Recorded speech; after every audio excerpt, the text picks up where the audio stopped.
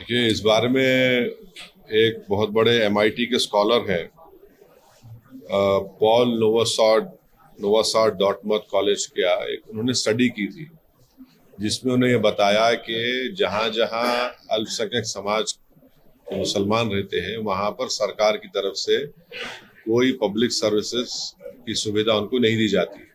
और ये बिल्कुल सच्चाई पर मुबन्नी है, इसमें कोई इनकार नहीं कर सकता।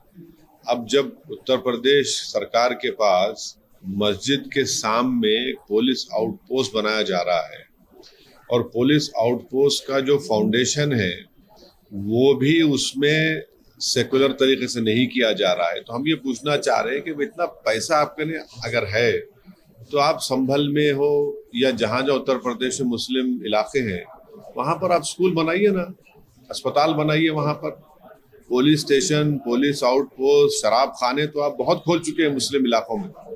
इसकी जरूरत ही नहीं है। जरूरत इस बात की है कि जो मुसलमान लिटरेसी में सबसे कम है, जो ग्रेजुएट्स में सबसे कम है, ड्रॉप आउट में हाईएस्ट है, तो देश के हित में यह है कि आप ये चीजों को खोलिए, स्कूल को खोलिए, अस्पताल को खोलिए।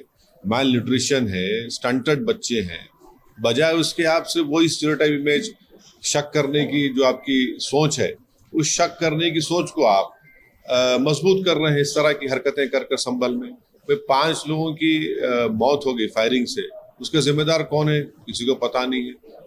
तो ये सब जो किया जा रहा है ये एक कम्युनल माइंडसेट है और उसी का मजाहरा हम देख रहे हैं जो संभल में हो रहा है।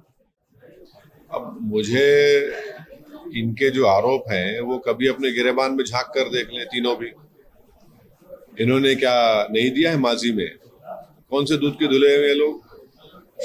चाहे 84 के दंगे हो जिसमें सिखों का जेनोसाइड हुआ, किसने टिकट दिया? या फिर आप देख लीजिए जिसके ऊपर यूएपी और बॉम्ब ब्लास्ट का केस था, किसने टिकट दिया?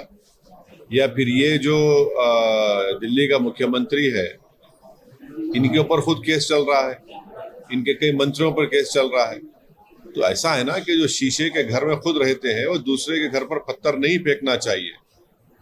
यकीनन हम दिल्ली के चुनाव में लड़ेंगे और कितने उम्मीदवार खड़ा करेंगे वो हमारे वहां के अध्यक्ष तय करेंगे।